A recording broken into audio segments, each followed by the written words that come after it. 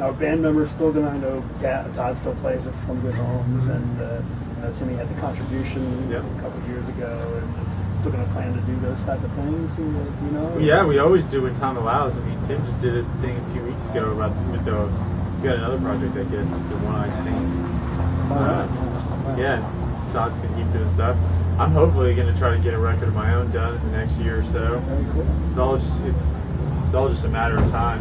You know, it's having that. I mean, being able to. You're booked so far in advance where it already gives you time to book up your free time, but sure. It's hard to get into one zone though. You like have one weekend off. You're like, all right. It's like, that's enough to get a few rehearsals in, and then you have to leave again for another month or two, or a bunch of weekends where you can't get anything done. It's like, so trying to find that time to focus on other stuff. Well, it's got to be difficult for a band. I mean, even for yourself. I felt like with Jesse, it was probably one of those things where where you have a family and you're traveling all the time. It's got to be difficult. I mean, how do you deal with that?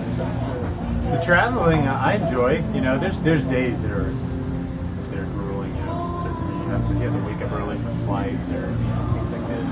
There are days where it can get that way, but I don't mind that. It's the only things that are ever a little trying are unless you're in one of the very few bands that are big enough to just go on tour and then just be off. And then, so many bands nowadays, you have to go out on the weekends. So it's really, that's the only thing that's weird is you never had a chance to get into any one zone.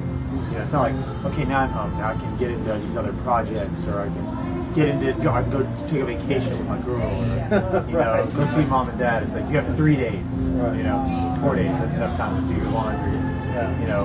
Maybe practice a little bit, that kind of thing. The same thing with being on the road. It's like a weekend. You get a few shows under your belt. You're like, all right, get warmed up. Now let's go back home. That's just the nature of the business right now, though. It's so hard to just stay out for months on end anymore. And make money doing it. You really have to go do the shows that are gonna every day. You're putting gas in your van, or renting a bus, or buying plane tickets. It seems like the dynamics are a little different these days. I mean, years ago you could put an album out. You didn't necessarily have a tour, but I think bands really have to tour to really support. Well, in this world they do. It's a different scene, It's like I said, I'll lump them all together and call them jam bands. Some people are touchy about that word. I'm not, but for jam bands or whatever you want to call them, Americana, it's different, because you're always going to tour.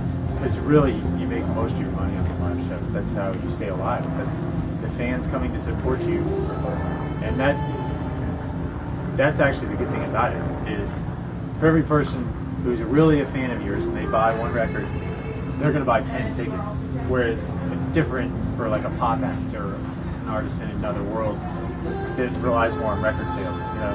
For every 10 people that buy a record, only one of them is going to come to the show. Right. It's just how it is. It's just a different thing. There's plenty of artists like that where their records are so good and I buy the records, but I don't really think I just have to see this live. Where like the bands I loved growing up, more the jam thing, it's like you got into them because you went to a show and didn't even own a record and it was so good. You're like, all right, I'm going to get some of the records and check them out. And you could just go to the show having never heard a tune and have a great time. Right. And that's. Did you ever go see like Uncle Tupelo? No, that was probably before I was going out to shows. Because Wilco started 20 years ago. Yeah, that's true. But Tupelo was before that. I would have been pretty young. But you could see the early influences and something like that.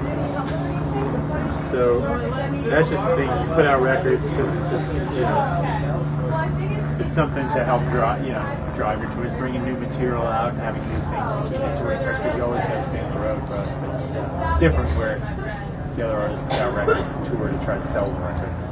We're different. Well, how overall has your experience been last year? I mean, it's been over a year, I guess. Yeah. Right?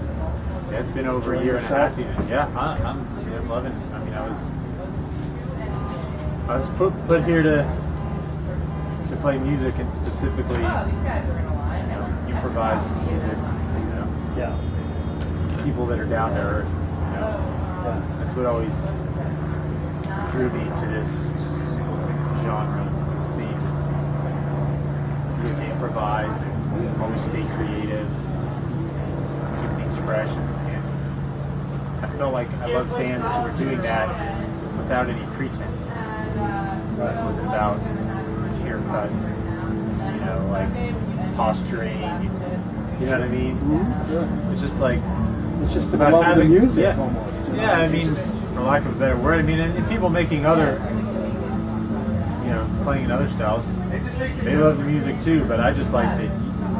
I just feel most of my own skin around these fans, and these type of musicians.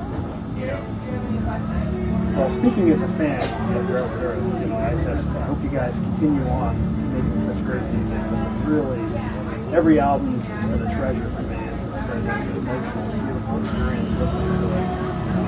We plan to right now.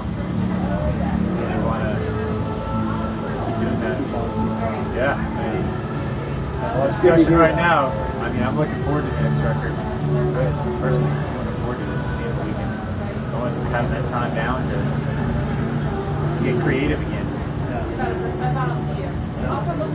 Well, we certainly hope that you guys continue on, because, like I said, every album has been just fantastic. For me personally, it's been an experience. And the tour, last year's tour, there's been some moments where, you have that moments when you listen to live music sometimes, and it's just that kind of hit you. It's like, this is why I come out and listen to this. Oh, it's the same when you're on the stage. It feels that way. You're like, you have times where you're sick, or you're tired, or something ridiculous going on in the background in your life, or whatever you got happening, And then you have that same moment that you just talked about from the stage. And you're like, oh yeah. This is why I didn't sleep last night. Exactly. And then you're like, okay, this is cool. At least I didn't, give up a night of sleep to do something. Yeah, exactly. This is why I'm gonna have to drag my butt out of bed tomorrow. Not just out of bed, but across the country. Yeah, there we go. Yeah. So that's you know that you're still meant to be doing it when you can get on the stage and have that feeling. And I've been playing music my whole life. It's still that way. I'm still every night trying to get to that place. That's where you're trying to get to. Well, I know personally I've had those magical moments with you guys, listening to you live, listening to your albums, obviously. So like I said, I hope you keep on keeping on. It's a beautiful thing. Thanks. And good luck tonight. I really appreciate you sitting down and talking to us today. And good luck for the rest of your tour. The Halloween show and the New Year's show. And we're looking forward to having you back in the DC area. I guess I don't know when your next. You usually come around in December. Yeah, it's in the works. It's not going to be December this year, but I've had many a long meeting when we're going to get DC back. Yeah. So. Well, we hope to see you back at the 9:30 Club, I guess, as we usually do. Yeah, we're gonna do DC again. It's just a matter of trying to decide how and when it's all going to work out with everything else going on. Yeah, for sure. Probably early next year. All right, very cool. But thanks. Well, thank you. I really appreciate it.